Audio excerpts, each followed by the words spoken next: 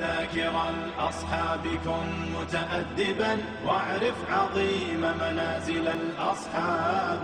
هم صفوة رفعوا بصحبة أحمد وبذاك قد خصوا من الوهاب. هم ناصروا المختار في تبليغه فجزاهم الرحمن خير ثواب.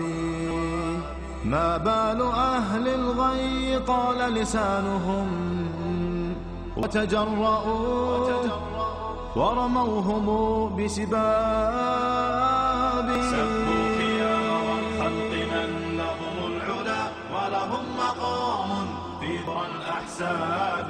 من قبل صرح أعوج عن حقده في سب شيخ متق أواب. لا ثاني الاثنين في الغار الذي شهدت له آيات خير كتاب.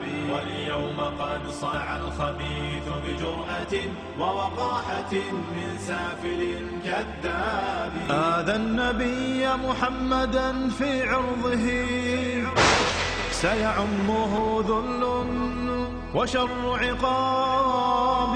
آذى النقية بتخل المصطفى فليخس أن فسعيه كسراب.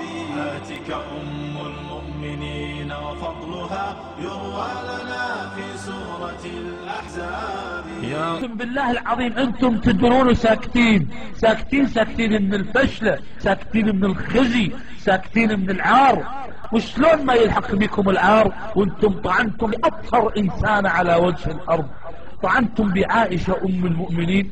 شلون ما يدخلكم العار لبيوتكم وانتم طعنتم بزوجة نبيكم محمد. يا حثالة المجتمع ويا حثالة الأديان يا حثالة التاريخ.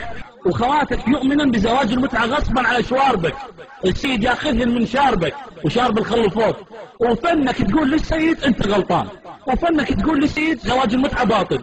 يجر اختك من شاربك ويزوجها متعة، يجر اختك من شاربك ويزوجها متعة، يجر اختك من شاربك ويزوجها متعة. ورب الأراضين وما أقلت.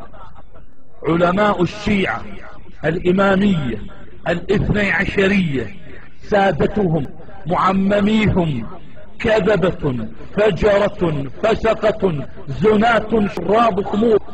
اقسم بالله دين مبني على الفجور. اقلكم بالفضايح، خلينا نقلكم بالفضايح.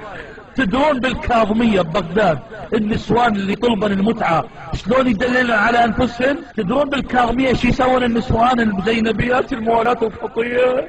هذول تدرون شي يسوون؟ هذن يقلبن العباية، تلبس العباية تخلي الخياط برا واللي برا على الداخل، تمشي وعبايتها مقلوبة، علامة على انها تريد زواج متعة، علامة انها هي تعرف نفسها زواج متعة. هذا الامر معروف بالكاظمية ببغداد يا اخوان. اقلكم بالفضايح، خلينا نقلكم بالفضايح.